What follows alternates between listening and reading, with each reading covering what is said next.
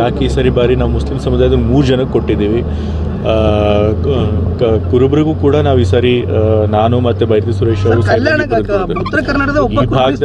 ಈ ಭಾಗದಲ್ಲಿ ಸಚಿವ ಸ್ಥಾನ ಸಿಗದೇ ಇರ್ಬೋದು, ಬಟ್ ನಮ್ಮಲ್ಲಿ ಪ್ರಾತಿನಿಧ್ಯ ಕೊಡೋಕ್ಕಿನ್ನೂ ಬೇಕಾದ ಸ್ಥಾನಮಾನಗಳಿವೆ, ಇನ್ನೂ ಬೇಕಾದಷ್ಟು ಸ್ಥಾನಮಾನಗಳಿವೆ ನಮ್ಮ ಪಕ್ಷದಲ್ಲಿ ಪ್ರಾತಿನಿಧ್ಯ ಕೊಡೋಕ್ಕೆ. ಸೊ ಎಲ್ಲನೂ ಕೂಡ ಇನ್ನೂ ಸ್ಥಾನಮಾನಗಳಿವೆ. ಸೊ ಅದ್ರಗೆಲ್ಲ ನಾವು ಪ್ರಾತಿನಿಧ್ಯ ಕೊಡ್ತೇವೆ. ಇರೋದು 34 ಸಚಿವ ಸ್ಥಾನಗಳಲ್ಲಿ. ಅಲ್ಲಿ ಎಲ್ಲ ನೀವು ಸಮುದಾಯದ ಪ್ರಾತಿನಿಧ್ಯನೂ ಕೊಡಬೇಕು, ಪ್ರಾದೇಶಿಕ ಪ್ರಾತಿನಿಧ್ಯನೂ ಕೊಡಬೇಕು, ಹೊಸ ಮುಖಗಳನ್ನು ಸೇರಿಸಬೇಕು. ಸೊ ಹಾಗಾಗಿ 100% ಪ್ರಾತಿನಿಧ್ಯ ಯಾವ ಸರ್ಕಾರಕ್ಕೂ ಕೊಡೋದಕ್ಕಾಗೋದಿಲ್ಲ, ಕೆಲವು ಕೈ ಬಿಟ್ಟೇ ಬಿಡುತ್ತೆ. ಸೊ ಆದರೂ ಕೂಡ ನಾವು ಆದಷ್ಟು ಬ್ಯಾಲೆನ್ಸ್ ಮಾಡಿದ್ದೀವಿ, ಎಲ್ಲ ಕೂಡ ಸಮತೋಲನ ಮಾಡೋ ಪ್ರಯತ್ನ ಮಾಡಿದ್ದೀವಿ. ಯಾರು ರಾಜೀನಾಮೆ ಕೊಟ್ಟಿದ್ದಾರೆ? ಸಿದ್ದರಾಮಯ್ಯ ಅವರು ನಿವೃತ್ತಿ ಅಂದ್ರೆ ಮುಂದೆ ಕಾಂಗ್ರೆಸ್ ಸರ್ಕಾರ ಏನು ಪರಿಣಾಮ ಬೀರ್ಬೋದು ಸರ್? ಏನು ಪರಿಣಾಮ ಬರುತ್ತೆ? ಏನು ಪರಿಣಾಮ ಬೀರೋದಿಲ್ಲ.